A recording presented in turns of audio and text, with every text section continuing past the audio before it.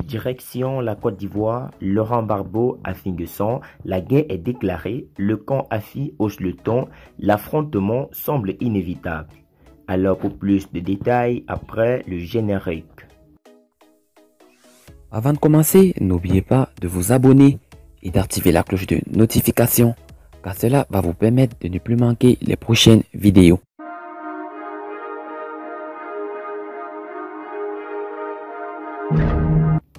Autre fait marquant l'actualité politique ivoirienne, Laurent Gbagbo à Finguesson, la guerre est déclarée, le camp AFI hausse le ton, l'affrontement semble inévitable.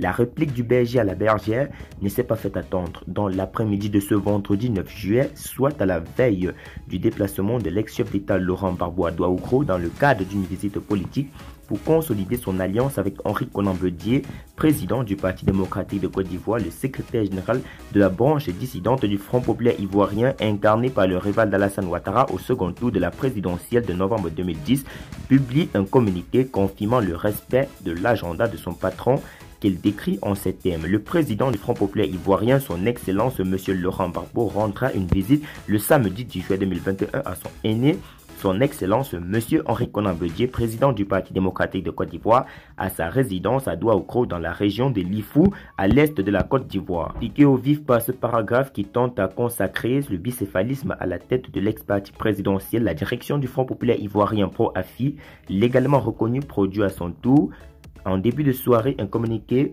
rectificatif dans lequel elle glisse une mise en garde à l'encontre du bras droit de Laurent Gbagbo au fin de rectifier dans les meilleurs délais ce point de son communiqué. Deux communiqués émanant en quelques heures des deux tendances rivales du Front populaire ivoirien, la guerre est déclarée. Certes, le feu couvait depuis quelques années, mais beaucoup avaient espéré qu'avec le retour effectif du fondateur du parti à Abidjan, les protagonistes de la crise se seraient vite retrouvés autour d'une table pour aplanir leurs divergences dans l'intérêt supérieur du parti. 3 semaines après l'arrivée de Laurent Gbagbo, le constat est hallucinant. Aucun signe de dialogue n'a encore pris point à l'horizon et la hache de guerre est ostensiblement déterrée entre Laurent Gbagbo et son premier chef de gouvernement.